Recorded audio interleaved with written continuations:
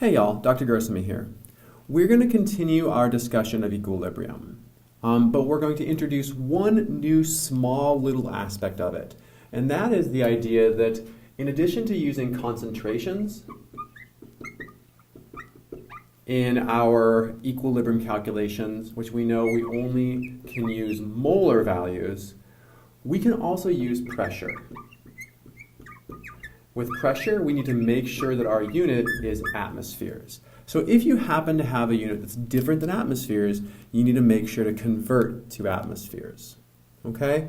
But otherwise, you use pressure in equilibrium in exactly the same way as you would use concentration.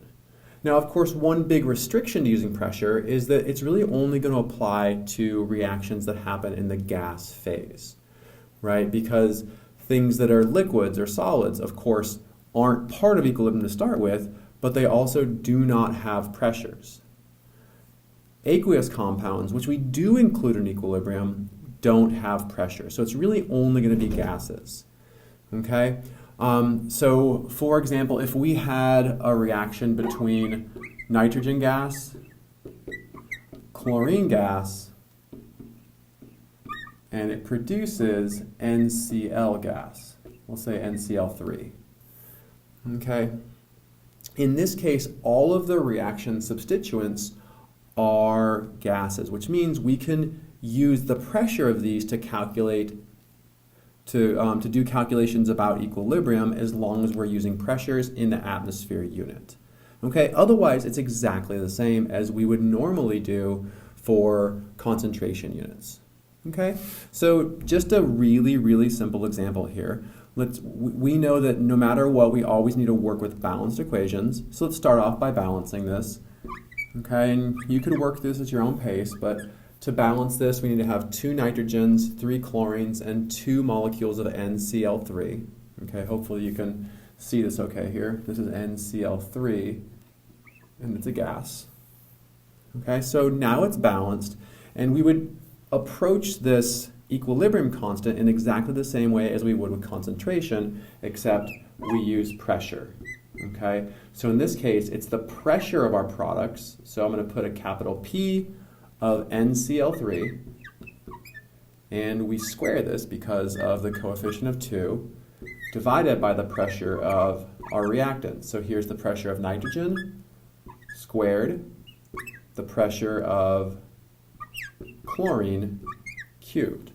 So this would be the expression for the equilibrium constant of this reaction expressed in terms of pressures instead of concentrations.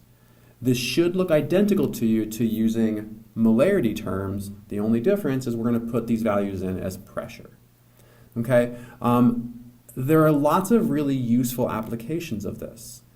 In this video, we're going to explore the idea of using total pressure to help us do calculations. Okay? So total pressure is just what it sounds like. It is the total pressure of any given system. Okay? And simply said, it is the sum of individual pressures.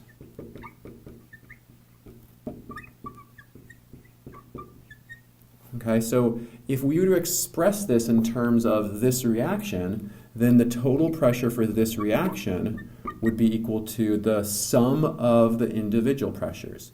So it's going to be the sum of the pressure of nitrogen plus the sum of the pressure of chlorine gas plus the pressure of NCl3 gas.